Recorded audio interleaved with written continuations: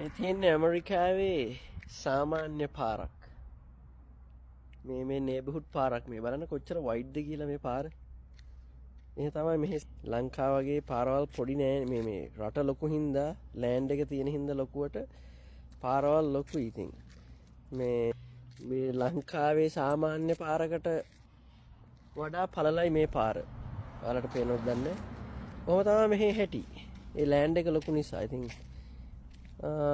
පෙන්වන්න ඉතින් ගත්තේ මේ ඇමරිකාවේ පාරවල් ලොකුයි කියන නෙවෙයි. ඒක ඉතින් ලෑන්ඩ් එකත් එක්ක වෙන දේ නේ. ලෑන්ඩ් එකේ අවශ්‍ය ප්‍රමාණයට ඇත්තටම කියනවා නම් මේ පාර ලොකු වැඩි මේ නේබර්හුඩ් එකට. මේ අනවශ්‍ය විදියට මේ තව ලෑන්ඩ් ගන්න තිබ්බ මෙහෙ තියෙන්නේ ඔන්න ඔය ටික තමයි ලෑන්ඩ් එක. ඉන්නේ ඩොනෝ. මිස්ටර් ඩොනෝ.